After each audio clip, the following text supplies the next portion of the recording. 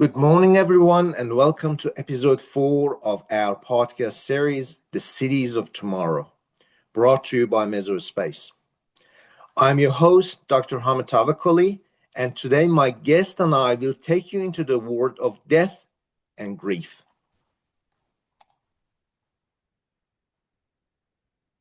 In this episode of Cities of Tomorrow, we enter a world most of us prefer to walk past.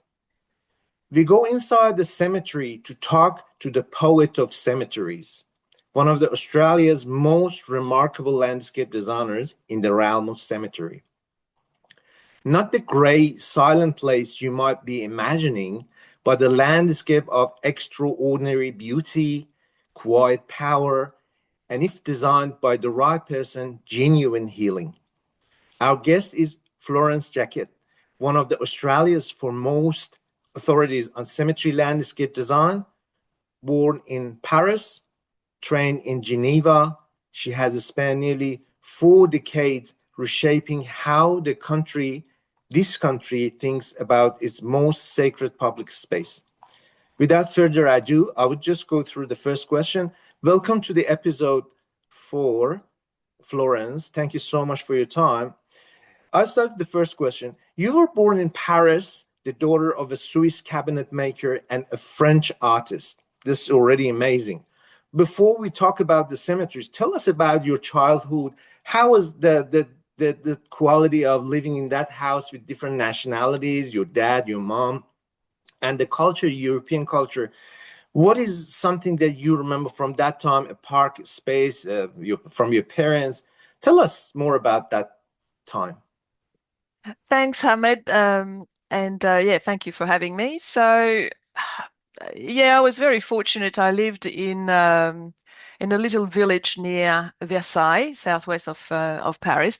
I lived with my parents and grandparents. We had a big household, which as a child was just wonderful.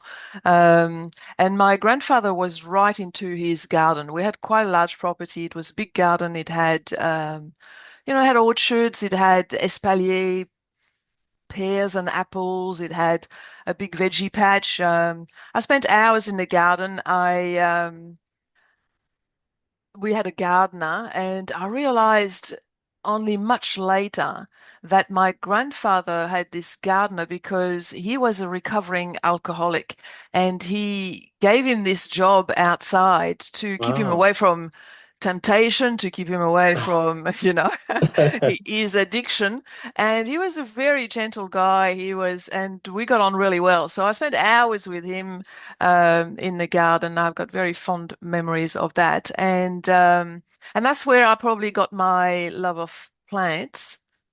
Yeah. And then I was lucky enough also to have a mother who recognized from whom I inherited, I suppose, some sort of talent with drawings.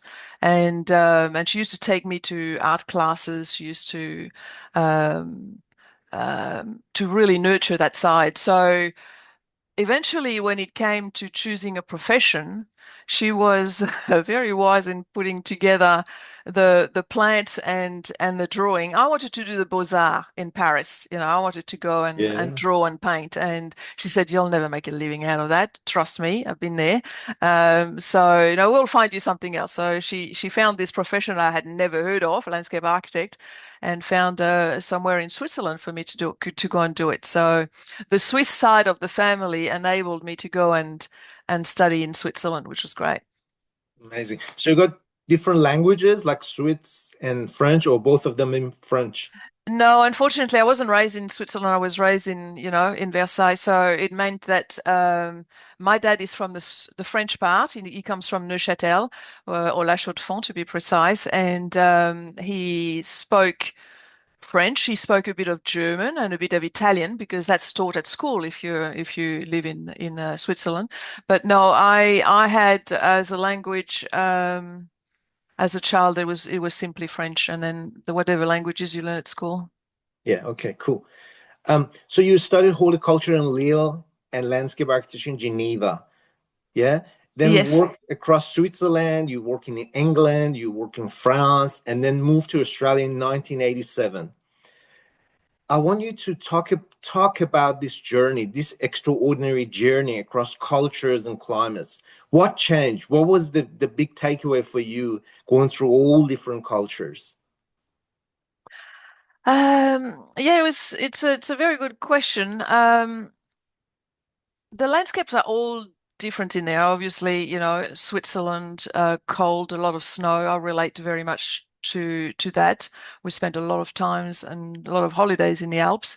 Um, to me, looking back at it, France was at the time where I was there was already a bit avant-garde. It was already I don't know to I don't want to go into a history class, but Mitterrand at the time was fostering all these big projects in Paris. I don't know if you heard of the Avenue Plantée, which is in Paris, which is the viaducts that was planted all the way, and it gives you this entire walkway all the way through Paris. There was the Parc Citroën, which is not far from the Quai d'Orsay, which was pretty much, I mean, the first of these um, yeah, very avant-garde sort of gardens with big competitions to from all over the world. There was Parc Atlantique, and so that was that influence of all these French pushing the boundary type landscapes. And then Switzerland is the landscapes there and the teachings there were more about what they called bioengineering, which is influenced by the German side. The northern part of Switzerland, which is German, was very much into all of that, which for them, bioengineering was engineering using plants. So there was a lot of, I got a lot of exposure to sustainability, to using plants and an appreciation of the environment. Um, just as an example, the cemeteries in Switzerland are, you can imagine that, um, we'll go a bit technical here, but body fluids and stuff going into groundwater is always something that people feel a bit of an ick towards. And obviously, there's a lot of lakes, there's a lot of nature that Switzerland protects. So in Switzerland, they just simply go and put drainage and collect all of the body fluids at the bottom of the graves and take it to sewer. So they protect their water table that way, which is something I've never heard of in any other countries, but it's a fascinating process. So Florence, correct me if I'm wrong. So we need to collect that remains of bodies in order to protect that environment, but we don't have such procedures in Australia. No, So, we don't. And I can't tell you why that is. I don't know whether it's because nobody thought of it or because the soils are different. In Switzerland, there's a lot of rock, there's a lot of lakes nearby. So all of that is yeah, it's thought to be collected so it doesn't pollute that water table. It's a very tight space as well in Switzerland. Um, you've got to consider that, and that's where I learned about sustainability as well.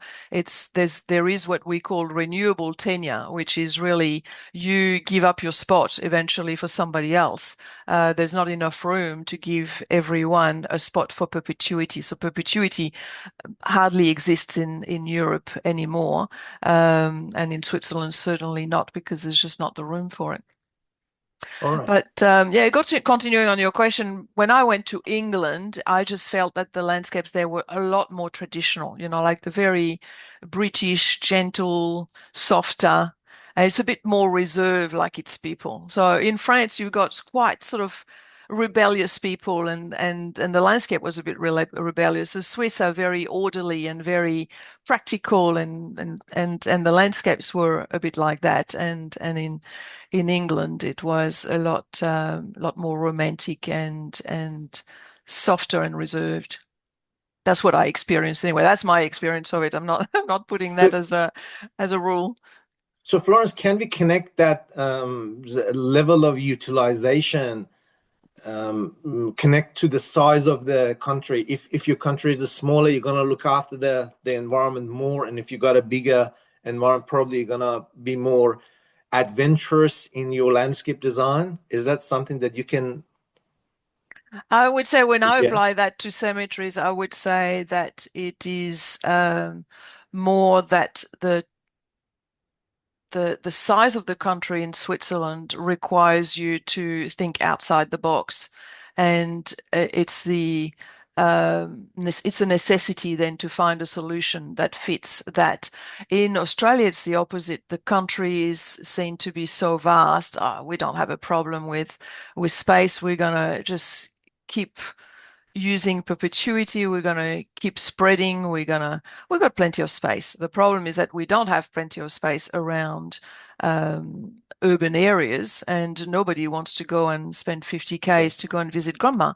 So, yes, it is more the laziness that's attached to not being caught in a situation where you have to do something. I think that's more what's Absolutely. happening here. So I've got this one for in another question, but we'll see how it is going.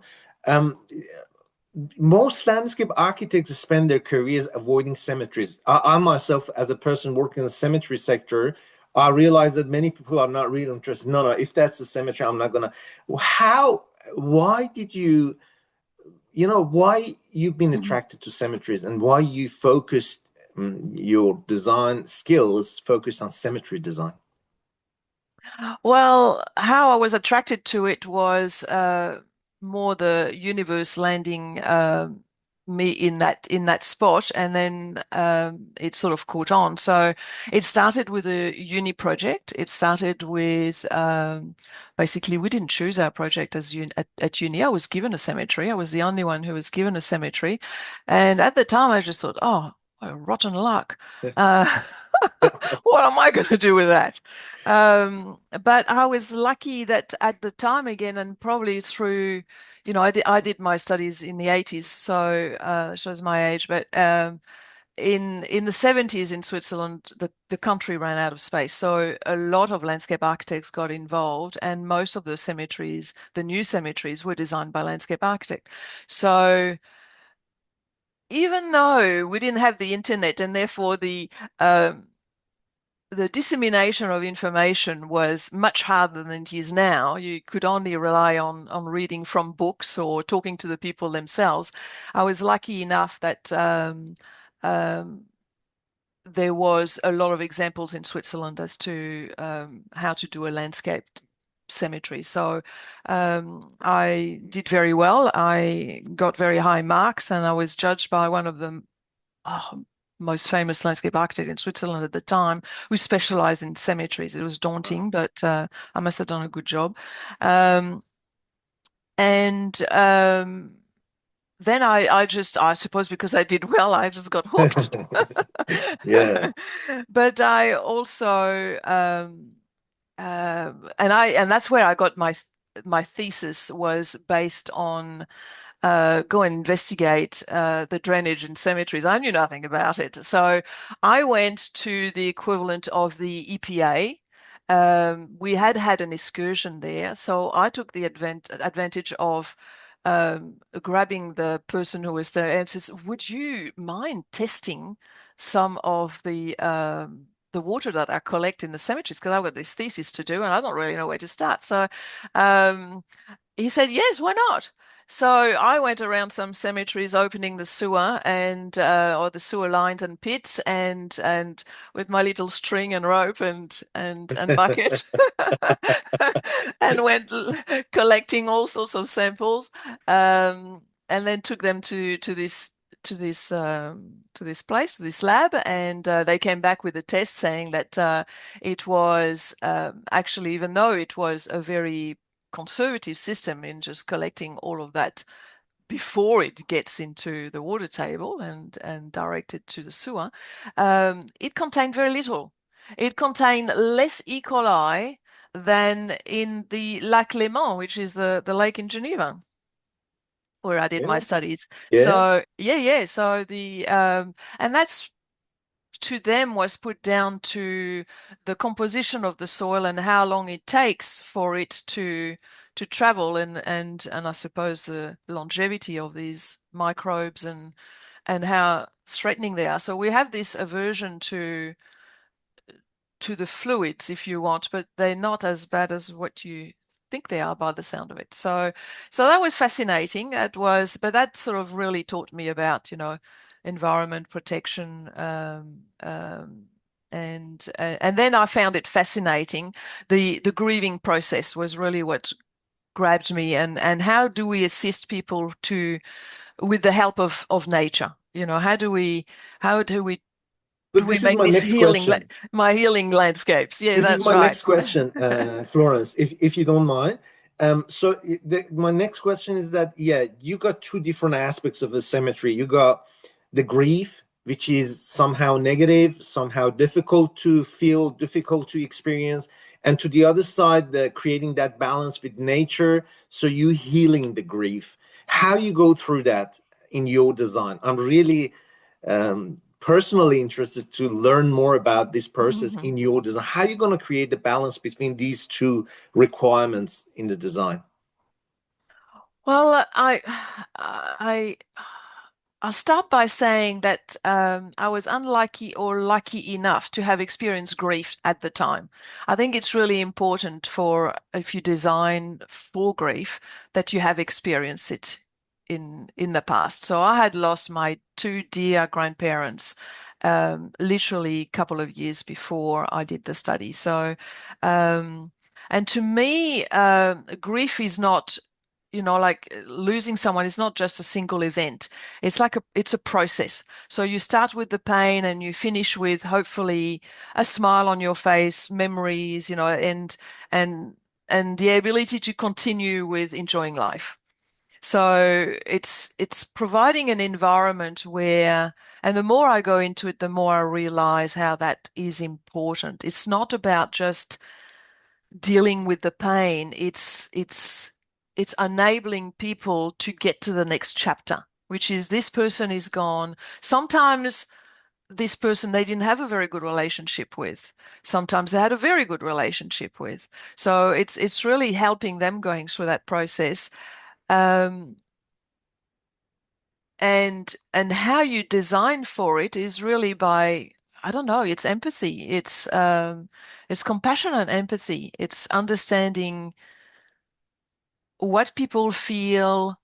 Um, you would have experienced that probably yourself if you have been to a funeral. The mood that you're in when you start, and everybody is somber, and everybody is going with a sense of dread inside, the chapel, and then you talk about the person, then you bring back some good memories. You have the eulogy, you have the and then when you finish this sort of celebration of it, you come out a very different person. You come out with people hugging and smiling, and yes, they're crying, but there is a sense of you've already moved on. You've already gone past the heaviness of the feeling that you had when you walked in as transformed, and you're now more into a celebration and a remembrance of it. And it's a little bit the same with the cemetery experience, especially for people who come on a regular basis. It's hopefully helping them to move on, and that's what it is. So Florence, so your landscape design is helping people to go through that process, go through that liminality, that limbo, to go to the other side. But how? But how you play artistically play with those landscape elements to create that transition. well, you try through either the plantings that you choose, the settings that you choose, um, the scale that you choose for the place where people will, I suppose, grieve. I feel that it needs to be more of a human scale. So, the vastness of something makes you feel quite exposed. When you're grieving, you want a bit of privacy. You want to be able to. We still have a lot of difficulty as a society to show emotion. So we need to have that privacy. So it's creating a human scale. It's creating some protection. It's creating through plantings a reminder of the cycle of life. You know, plants go and grow and drop their leaves and start again and go through this cycle. And then life and death is that's what it is. It's the same cycle. So it's trying to subconsciously transmit that information to people just through, you know, what trying to inspire them to move on. I always put a lot of artwork in cemeteries because I feel that that's uplifting. We've also done in previous work, introducing music, because that sort of uplifts people, you know, just to be able to have you don't want it to be too somber, but you don't want it to be too lively either. But it'd be something that, you know, well, I know that when I'm in a sad mood, just putting some music So in the helps me. cemetery, you play music in your Yes, design? and you would be familiar with the music garden at Altona, for example, which I helped design. Have you ever had the Yeah, is benefit that of going? the children's section? No, it's next to the children's section. Next to the children's section, yeah. It is a sort of sunken rose garden just north of the administration building.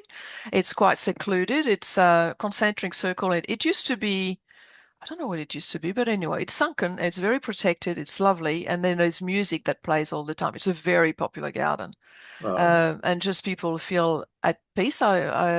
Music helps. Music helps. Yes. Beautiful. Um, so have you ever designed children's memorial areas? And I would like you to go through the actual design process, what elements you created in that children section to facilitate such transition that you spoke earlier about the moving siblings trying to understand the situation, parents are in grief, and how you're going to create those physical components in one of your projects, if you like, for children memorial. Yeah. So the biggest one that I did, we worked a bit on the children's section at Springvale. We worked, but the one that I find the most significant, which hasn't been built yet, unfortunately, but it's for me, it was first I had to understand how children grieve, and they do very differently to adults. And often it comes through, you know, you notice it, you notice their grief through a change in behavior.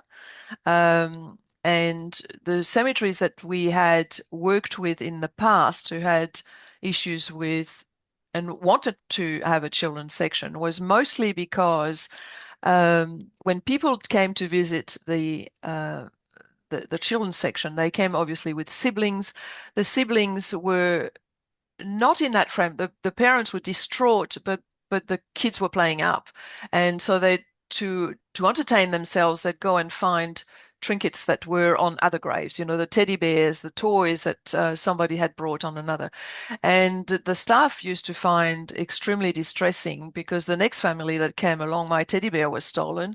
You did this, you did that. And there was a lot of blame game going on to the point where Springvale ended up in the paper and it was just a disaster for something that they hadn't really done. Or there was a lot of windmills because people like to put the windmills on there, and that became an OH&S issue for the staff. So we just tried to find um, a way of creating a space where kids would be allowed um, to grieve at their own pace, but to be able to be entertained if they were not in the mood for grieving at that point, or if they didn't know what to do with it, or if they just wanted to write a message to their sibling. So we had sawn bluestone faces, like a big monolith cut in half, and chalks provided so that you could write messages to your sibling. We had trees where you could tie a message with a string to leave something behind, and and also creating a space where the siblings would be able to deal with their grief and the parents as well, because it was a beautiful place, because it was a place that was cared for, because it was um, a place where you can feel the respect meant love. It means Yes. love. It means that somebody's caring for my child that I've left behind in this particular spot. And we wanted the children to also understand that their sibling were in a good place. Um, Not to be frightened by it, to feel like it was fun to go and visit, and hopefully would help them with their messages. And so, yeah, there was a lot also of which is probably more for the benefit of adults, but a lot of symbolism. The design that we had for the children's section was based on the unfurling of the frond. As a baby frond um, grows, it starts to curl out. You know how it starts as a snail Yeah. shape and it starts to, so it was based on that shape, which the shape of the circle is a very protective shape. So it also provided a very enclosed and, yeah, protective space. Amazing, amazing. Thank you so much. Let's go through the difference between Australian and European cemeteries. Many cemeteries in Europe, like assistance cemeteries in Copenhagen, are part of the life, part of the city. Whereas in Australia, Père Lachaise in Paris, I'm not sure whether I've got a right pronunciation on that. They are more of a garden, a place of pilgrimage, a tourist attraction. But in Australia, we tend to treat cemeteries as places to visit once and leave quickly. Mm. How do you go through this process in your design, and what do you think about this? Um, I think it's a correct observation. I think obviously cemeteries in Europe have been there for much longer, so the architecture of it, the significance of it, the quality of what's in there, the people that are there, created this sense of, which is very new to Australia, this sense of cemetery tourism, which is a real thing. People go and visit countries and then goes and visit the cemeteries. It gives you a sense of, the you learn about the society, you learn about what they went through, you learn about, the various plagues or whatever disease went through, the history of people, how they like to commemorate, what's important to them. So yeah, there was not much when I first arrived. There was not much of a concept of cemetery tourism in Australia. Um, but there was, yes, it's more of a functional thing, and they tended to be a lot more remote. I mean, I remember as a kid going to school and going through the cemetery, like it's just, and in Europe, it's just no, not an issue. It becomes just a fact of life. You just walk through it to get to where you want, because it's just at the back of the town or just on the side. It's not as isolated as it is in Australia.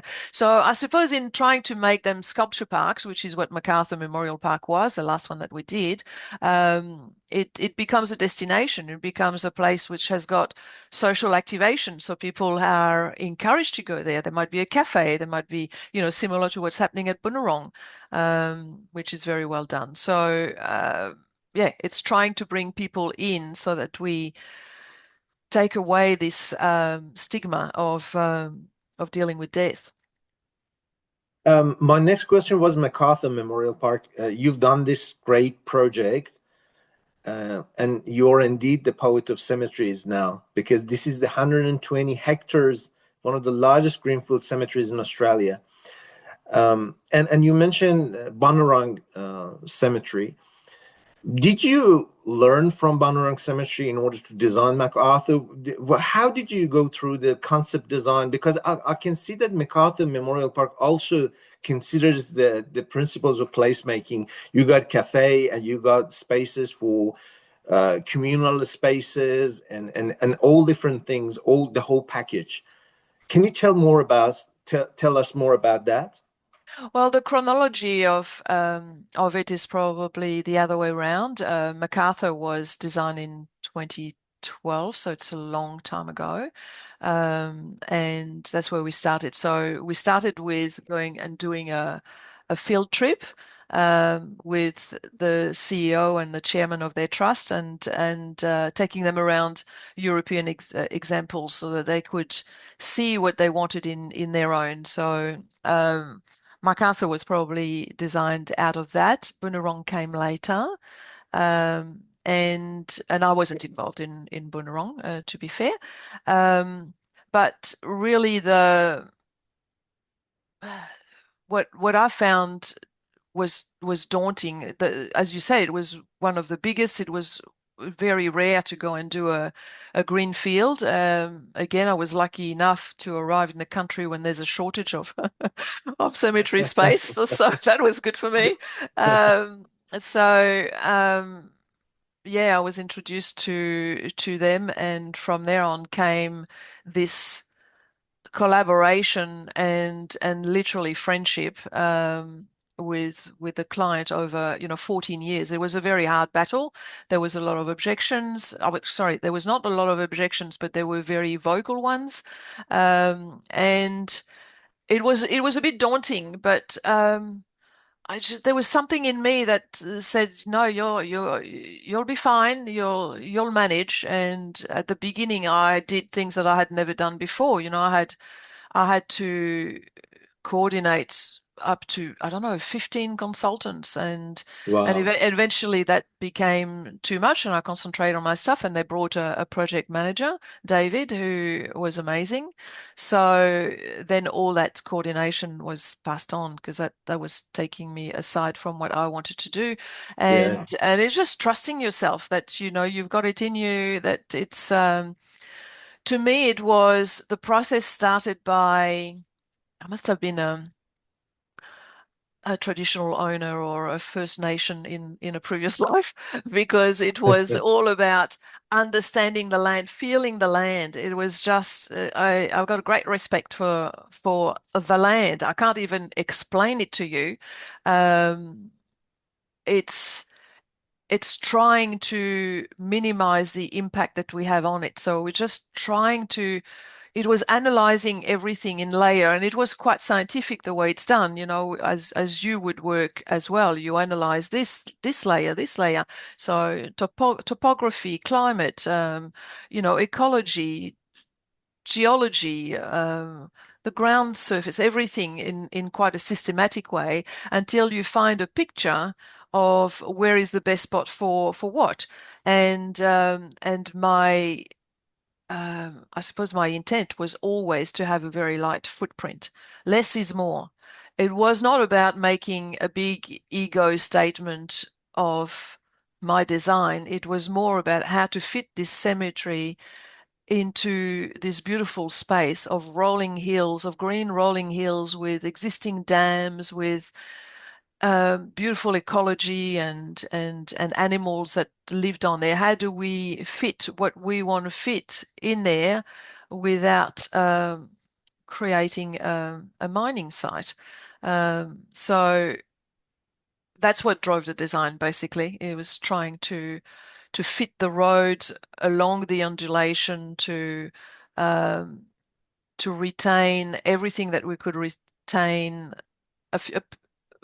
showing respect to the nature that was there already, and the beauty of what was there already. So it just felt quite natural, to be honest. It was a very slow process. We are a very small practice, and it's mostly me with a few staff. So that was unnerving, because I wasn't sure about meeting deadlines and all of that. But somehow, again, the universe provided by giving us objectors that delayed the process and enabled me to do it at the pace that I could do it at.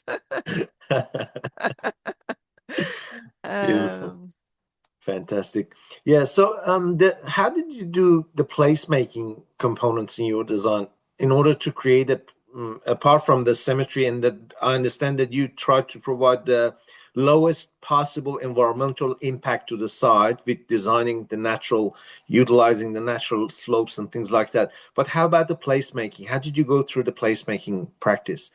What was your thought? What do you call placemaking?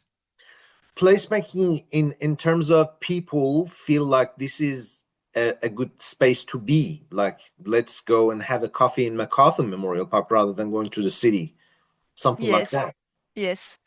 Um, so to me, the setting and the nature itself, if you've ever been there, is magnificent. It's rolling hills, it's dams, it's beautiful views. You, I go in there and I feel at peace. And I can only hope that others do as well. But in Sure. terms of giving a destination, it's really it's again, it's the cafe, it's the walking tracks that we provided, it's the dams that were pure farm dams that we turned into wetlands. Um, it's the interpretation that's there about how we had a very interesting lady, which I think was called Florence as well, who was from the Darawal people, the Yeah. local um, First Nations, who was a professor in botany, but also had the benefit of her cultural knowledge and was going and was telling us about how they classify. So she's obviously perfectly aware of the Latin classifications of plants, but had their own classification, which was all about the barks, whether the bark is a Wow. burnt, whether it's a shredding, whether it's smooth, whether it's half. Or so there's 8 of them, and the ninth one is the warrior, which is the Angophora, which, as you know, is very different um, to a eucalypt, but looks so much like it. It has opposite leaves as opposed to alternate. So, but she had this whole story about these warriors and so we wanted to have that as part of the interpretation. We wanted to have we have what we call the timeline walk, which I instigated it because it struck me as there was so much on this site of information. We have the second highest hill on the site just after the Blue Mountains. The Bunbury Curran Hill is on our site. It is a geology component. It reminds me of Gondwana land, of the formation of these mountains. We had ecology that was very old and very protected. We had Aboriginal artifacts. We had Aboriginal culture. We had also a house in the middle of the site, which was reflective of the European. Charles Sturt lived in it, basically. So all of that fascinating history that this land has gone through, we created what was called the timeline, which is a series of interpretations showing people with date lines as to what happened where on this piece of land, and you can walk through it again. It's been totally designed and but hasn't been implemented. They're waiting for the next wave of fun to come in. But and then the sculpture park, all of these are destination to make the space Absolutely. Absolutely. interesting and to take away from the fact that it's a multi-purpose use. It's somewhere to go and contemplate. It's somewhere you can go and walk your dog, you can ride your bike, you can just come to the cafe, you can just learn about the history. You don't have to come there Fair for enough. morning. Yeah. Yeah, absolutely. Absolutely. Thank you so much. Do you have green burial movement in your in MacArthur Cemetery? You have green burial section. What do you think about green burial? Is that the future of death in Australia or in the world? What do you think? Well, yeah, it resonates well with me because of its natural intent, because of its I suppose rejecting anything that is chemical and not natural in a disposal process. Um, and I won't go into exactly what it means because I think that would take too long. But what I find difficult is how it clashes now with legislation. Legislation, to me, it's the right way, but you cannot, again, give a piece of land to everyone as far as burial is concerned for perpetuity. It just doesn't work. Um, and, I'm told that after 80 or so years, there is nothing left in the ground. You know, the bones are gone, everything is gone. So there is culture, there is religion that is fighting against that is, and then there is legislation that at the moment is constantly giving perpetuity to each one. So natural burial would work well if there was this renewal process that came through, because then the true intent is to minimize your ecological and environmental footprint on it. You know, you go in the ground, there's no marking that are not biodegradable. So you're in most cases, especially in England, you are allowed to have, but it needs to be biodegradable marking. So eventually there is nothing left there, and you give your spot to somebody else. So in that sense, it is good, but perpetuity doesn't work with that. It doesn't work with So as you mentioned earlier, you think for Australia, in Australia, we're running out of space and there is no point of having cemeteries in perpetuity. That's what you message. What I'm thinking is that what you're trying to convey is that point. Yeah, what I'm trying to convey is that not all Australia has got perpetuity. Western Australian doesn't. Western Australia allow for a renewal of their cemeteries. They're lucky enough to have their graves, because they're in sand, sufficiently apart that they can squeeze another grave in between, but they will not touch the body even after hundreds of years. So South Australia's got a different method where after a certain number of years they lift and deepen. So they take the Yeah. bones and put them back in.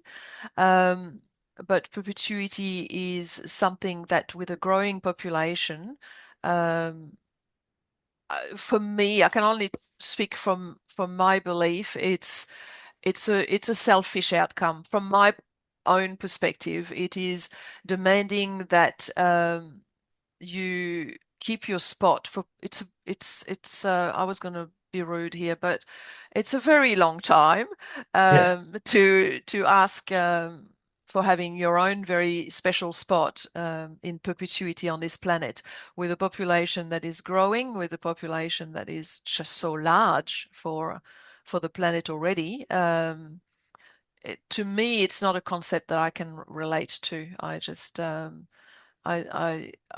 like to have my spot for a little while until I share it with somebody else. I think that's pretty valid point because even in Australia, we're running out of burial spaces, like in areas like Sydney. In fact, at the moment, we've got shortage of graves. In Rookwood Cemetery being almost filled, they try to introduce Carnival Memorial Park as a new burial site. And so this makes absolute sense that in terms of the lack of space. Let's go to East Asia. Florence, have you ever worked in Mongolia, Ulaanbaatar? I'm not sure whether I'm pronouncing that Yeah, right. Ulaanbaatar. Yeah. Have you been there and you work in a cemetery in Mongolia? Yes, How yes. how was that? Well, that was fascinating. I was lucky enough to bump into this lady who came from Mongolia, who came to all the cemetery conference, and ACA, which is the Australian and Australasia Cemetery and Crematorium Association, which I used to belong to, and I still do. And yeah, she came, and I happened to be the one showing her around Melbourne and taking her under my wing. She was a lovely lady. And eventually, one day, she asked me to come and help her because she really enjoyed what we and saw the value in what we did. But in Mongolia, it's a very different culture. In Mongolia, what they do is, well, it's half Buddhist and half shamanic.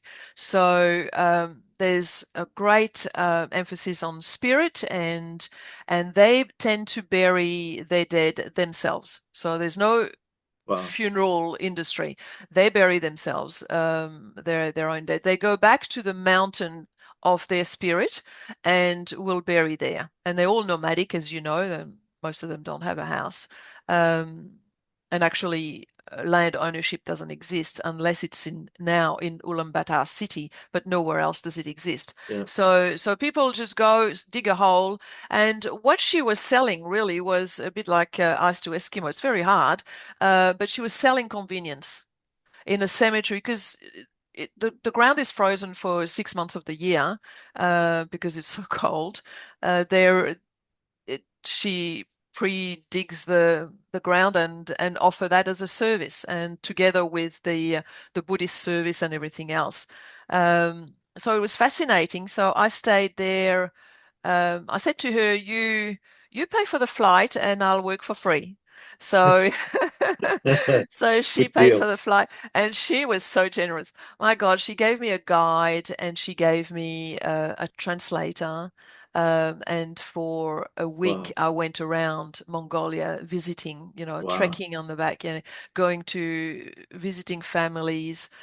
People just live on the side of the road with their horses and animals and stuff. And I will always remember they were adamant, these two, my driver and my interpreter, show, to get me to taste. Um, what's the name for, sorry, it escapes me, for a female horse? Anyway, anyway, milk. Yeah, They I'm they they they sorry. make these alcoholic drink out of her milk. So they will stop the fowls from drinking, and then they will milk the horse and Wow. make this fermented. And they all loved it. And I hate alcohol, so I was being very polite. But anyway, they they took me to this place, and we went through a number of gurs and what we call yurts. What through the landscape. They basically would hone onto there, drive through uh, the paddocks and look for a gur that had attached to it some horses that were tied up because that said to them they're being milked and Yeah. they're not leaving the foals, sorry, to drink. So we tried a few until we came to this place where um, they were all half drunk on it, and we were invited in, and Grandma, who was at the stove, which was set up outside, just was so welcoming. We didn't know them and we were welcomed. We were given food, we were given anything that they had. It is such a beautiful culture. It is such a respectful and giving culture. And then she went to find her finery. She got her grandson to go and run for her best dress, and she came back all dressed up because she didn't want to be in her working clothes with all these guests in her. I mean, it was just Wow. beautiful sharing. Yeah, it was Amazing. fascinating. Amazing. Thank you so much. I'm mindful of time. Yep, Going through a couple of other questions quickly, and I would love you to have you in another episode focusing on design, if you like. Once you go to Europe and do your traveling and come back, I would love to have you in another episode if that's possible. no My problem. next, yeah, thank you so much. My next question is that, Florence, I'm thinking about the urban cemeteries. Urban cemeteries are very specific in Australia. For example, Melbourne General Cemetery, there is no space, so there would be no fund for maintenance for these cemeteries. So the government or local government needs to pay for the maintenance of such sort of cemeteries forever, almost literally forever, whereas there is no income. What is the best solution? What do you think about urban cemeteries? How we can utilize urban cemeteries better in a way that we are not spending money for them, but we may earn money or at least not spending money? Well, we just go back again to sustainability and to if you give that piece of land in, let's say you've got an urban cemetery that's 100 meters by 100 meters, you filled it up and you've given everybody their spot for perpetuity. Yes, Yeah, there is no more opportunity in there unless you can change the legislation and just says, like other states have done, and just say, well, sorry, after a certain number of years, whether it's 100 or whatever, we will respectfully um, relocate you, or if there is anything left for a fact, for a start, and give that spot to somebody else, so that the land is able to be reutilized and revenue is able to be generated again.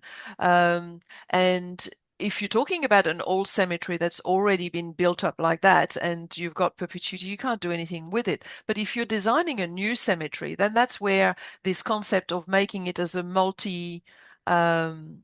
multi-use space becomes uh, an opportunity, because then you can generate, and as they do now, the chapels, the spaces are rented out for events. The cafes generate an income. When it comes to um, cremated remains, you can always find a spot for those. But burial is an important part of um, interment disposal, and that's the bit that is impossible to deal with at the moment with the current legislation. Absolutely. Thank you. This brings us to the end of the discussion. I would like to ask you the final question, the last question for this episode. If you want to, if there is one thing you want to every listener of this podcast take away, either designer or user space, what is that? I suppose is to think about their own choice and how they want to dispose of their own body, to have that discussion with their family and to consider, I suppose, the whether it's important to them, the carbon footprint that they leave, whether it's important to them, the ecological issues that we have discussed. To try to do it as nature intended, if that is fits their belief. So we go back to a more natural and to a cycle of life that Absolutely. means that somebody dies but somebody lives again, and somebody is generated from that space. There's this circle that we create. Reflect, for me, it's always been a reflection of the selfishness associated with it. So that's where it lands for me, but for other people it will be somewhere else. And for me, again, it's lobbying for a change of legislation. This is really something that I feel very strongly about. So I'm doing a bit of that in the background, to come up with a.